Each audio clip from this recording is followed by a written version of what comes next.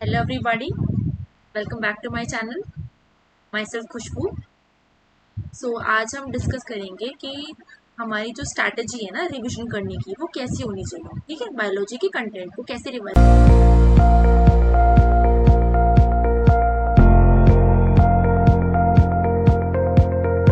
करना है। ठीक है, हम वो डिस्कस करेंगे। तो सबसे पहले तो हमें एनालाइज करना है। सबसे नॉर्मल चीज़ है कि जब भी आप किसी चीज़ की स्टडी कर रहे हो तो आप एनालाइज करो किसको, सिलेबस को। ठीक है, सिलेबस को एनालाइज करना बहुत ही ज़्यादा इम्पोर्टेंट है। आपको ये पता होना चाहिए कि आपके सिलेबस में, ठीक है, क्या क्या चीज़ें आ रही हैं, क्या क्या चीज़ें कट चुकी हैं। ठीक है, किस किस चीज़ों पे आपको ज़्यादा ध्यान देने की ज़रूरत है। आपको पहले सिलेबस को एनालाइजेशन करना है। उसके बाद जो भी आप क्लास अटेंड करते हैं, ठीक है, जो भी आप क्लास अटेंड कर रहे हैं अपने खुद के नोट्स बनाएं। ठीक है, ये ना देखें कि भाई टीचर दे देगी नोट्स, टीचर ही कर देगी, कि मेहनत आपको करनी है, एग्जाम आपको निकालना है। टीचर तो सिर्फ गाइडेंस दे सकता है। हम्म? आपको अपने खुद के नोट्स बनाने हैं। जो भी टीचर पढ़ा रहा है उसके प्रॉपरली नोट्स बनाओ, बैठे बैठे साथ में पढ़ा। ठीक है, साथ में नोट्स बनाओ। नोट्स बनाने के बाद आप उन नोट्स को रोज रिवाइज करो। रोज रिवाइज करने का एक फायदा ये है कि आपको ना आपका बैकलॉग नहीं होता। क्योंकि लास्ट में जाके जब बच्चे घबरा जाते हैं ना कि भाई क्या करें अब हम, ठीक है, आपका बैकलॉग नहीं होता। ठीक है, और उसके बाद लास्ट में जाके बच्चे ऐसे घबरा जाएंगे कि भाई हम क्या करें अब, है ना, कि अब हमारे पास कुछ रिवाइज करने को है नहीं, ये नहीं है, तो हम क्या करें। क्यों? क्योंकि उन्होंने पहले तो कुछ किया नहीं, है ना। पहले तो बैकलॉग करते गए करते गए करते गए, लास्ट में जाके पैनिक हो जाते हैं। क्योंकि आपको सिर्फ बायो ही नहीं पढ़नी, आपको केमिस्ट्री भी पढ़नी है, आपको फिजिक्स भी पढ़नी है। ठीक है, तो उन सब चीज़ों को ध्यान में लेके हुए अपना प्रॉपर एक स्टडी प्लान बनाएं, है ना, कि आपको किस सब्जेक्ट को कितना टाइम कब कब देना है। ठीक है, आपको क्या बताया मैंने कि सबसे पहले तो खुद के नोट्स बनाएंगे, एनालाइज करेंगे सबसे पहले सिलेबस को। उसके बाद खुद के नोट्स बनाएंगे। खुद के नोट्स को रिवाइज करना है डेली। कैसे रिवाइज करेंगे? जैसे कि मान लो कि मैंने कोई भी क्लास ली 45 मिनट्स की, मान के चलो 45 मिनट्स की क्लास लेना है। ठीक है, उस क्लास के कंटेंट को पढ़ने के लिए जो आपने नोट्स बना लिए तो 20 मिनट लगेंगे। 20 मिनट तब लगेंगे जब आपने पहली बार पढ़ना शुरू किया उस कंटेंट को, है। उसके बाद आपने उस कंटेंट को पढ़ा, ठीक है, फर्स्ट बार पढ़ोगे तो आपको 20 मिनट लगेंगे। अब सेकंड बार सेकंड क्लास लिया आपने, तो जो फर्स्ट बार कंटेंट पढ़ा था उसको भी पढ़ लो, तो उसको पढ़ने में आप कितना टाइम लगेगा? 10 मिनट लगेंगे, क्योंकि आपने वो पहले पढ़ रखा है कि नहीं। और नेक्स्ट वाला आप पढ़ोगे तो आपको फ्रिक्वेंटली ऐसे करते जाओगे ना, तो आपके एक रिदम बनता रहेगा रिविजन करने का। ठीक है, और उसके बाद आप कोशिश ये करेंगे कि जितनी बार भी आप रिवाइज करें या अपने नोट्स बनाएं, उन नोट्स को ऐसे बनाएं कि वो फ्लो चार्ट के फॉर्म में हो। ठीक है, फ्लो चार्ट्स हो आपके नोट्स में।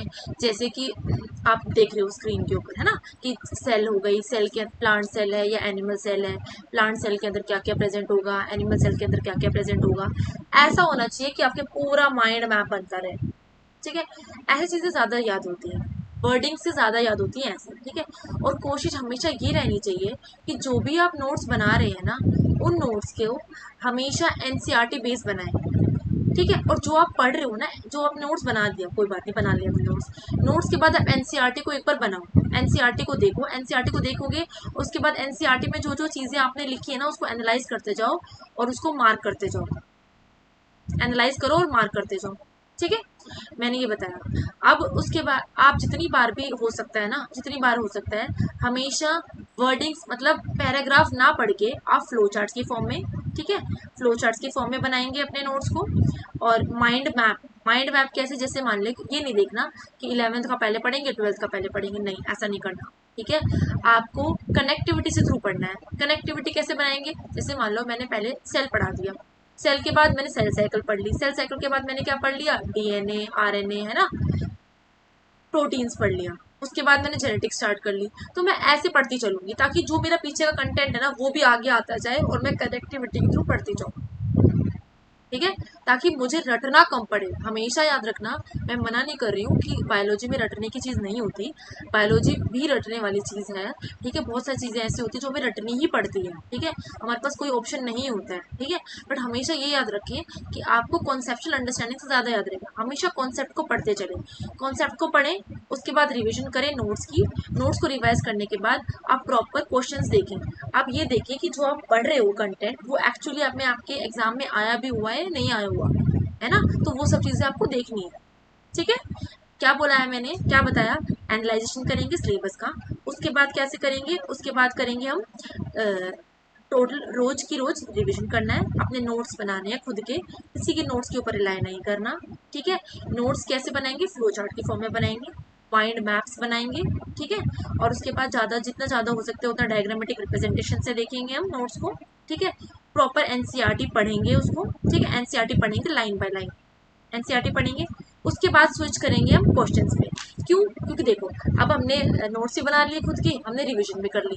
अब एक टाइम ऐसा आएगा जब आपको पता होता है कि आपने पढ़ तो लिया है, ठीक है, पर क्वेश्चंस बन भी रहे हैं नहीं बन रहे उस पढ़ने से, है ना, तो पहले हम उसको एनालाइज करेंगे कि पीवाई क्यूज में क्या क्या आया था। ठीक है, और जैसे आप एनालाइज कर लेंगे पीवाई क्यूज को, उसके बाद आप नए क्वेश्चंस पे स्विच करेंगे। हमेशा याद रखना, जब भी आप क्वेश्चन प्रैक्टिस कर रहे हो तो हमेशा एनालाइजेशन हमेशा प्रीवियस ईयर क्वेश्चन पेपर से करेंगे, प्रीवियस ईयर में कैसे क्वेश्चन पेपर क्वेश्चंस आए हैं। ठीक है, उसके बाद ही आप नए क्वेश्चंस पे स्विच करेंगे।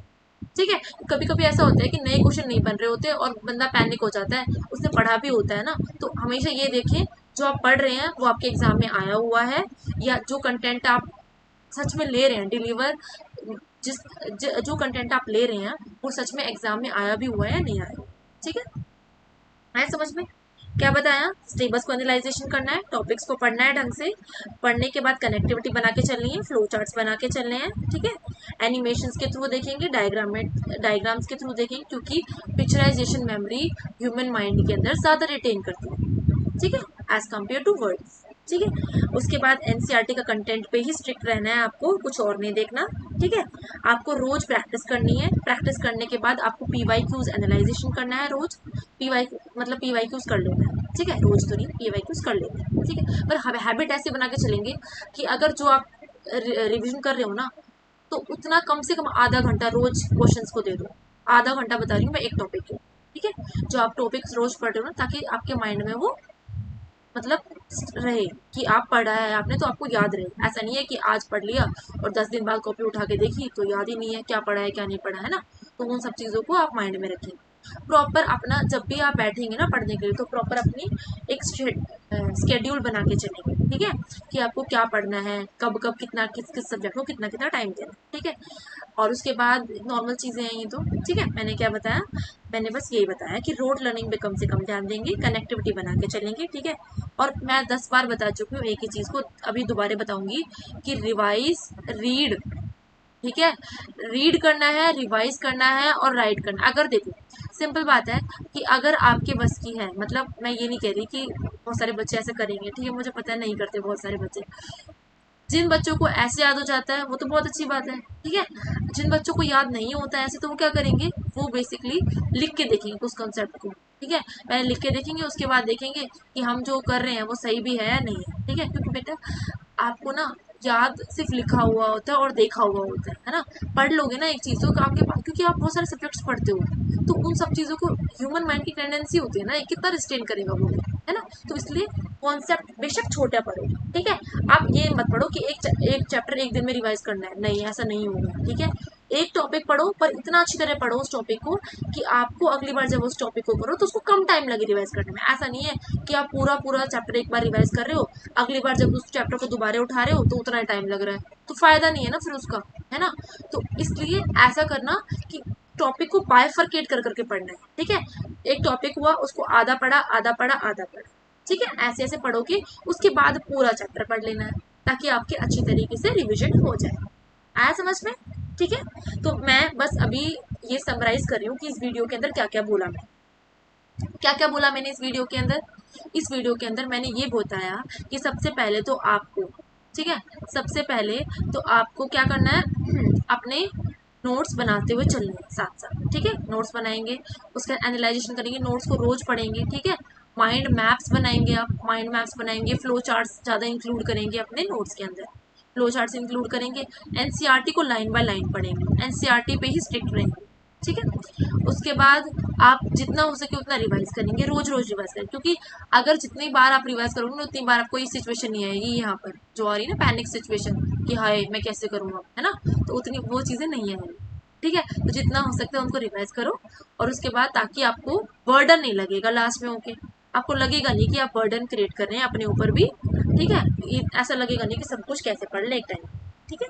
आपको ये करना है, ज़्यादा से ज़्यादा कॉन्सेप्चुअल अंडरस्टैंडिंग पे ध्यान देना है, रोट लर्निंग पे ध्यान सॉरी नहीं देना, ठीक है। और जितना हो सकता है जब आप रिवाइज करते हो ना किस चीज़ों को, तो आप हमेशा ना अंडरलाइन करके पढ़ते हो ना, अंडरलाइन करके पढ़ते हो, अपने हैंड्स की मूवमेंट से पढ़ते हो ना, तो आपको ज़्यादा याद रहता है, ठीक है। और उसके बाद बस यही है, इतना इस वीडियो के लिए इतना ही काफ़ी है, ठीक है। अगर आपको ये वीडियो अच्छी लगी हो तो जो भी आपके दोस्त तैयारी कर रहे हैं, ठीक है, नीट की, या जिनको रिवीजन करने का सही तरीका नहीं पता, क्योंकि बच्चे पढ़ तो लेते हैं, उन्हें पता नहीं होता कि कैसे कैसे करना होता है, ठीक है। तो अगर आपको रिवीजन करने का नहीं पता, ठीक है, तो आप इस वीडियो को देखें, ठीक है। और उसके बाद ऐसा नहीं है कि वीडियो देख ली और छोड़ दी, नहीं, अप्लाई भी करना है अपने डे टू डे लाइफ जो मैंने बताया है इसमें, ठीक है। तो अपनी क्या बोलते हैं प्रॉपर नोट्स बना के चलें, प्रॉपर फ्लो चार्ट्स के थ्रू रिवाइज करें, डेली रिवीजन करें, डेली क्वेश्चन प्रैक्टिस करें, बस, और कुछ नहीं करना, लास्ट में जाके आपके लिए बर्डन फ्री हो जाएगा, ठीक है। और आपको ये वीडियो अच्छी लगी हो तो लाइक करें, शेयर करें, सब्सक्राइब करें अपने दोस्तों के साथ। Thank you so much for your patience listening.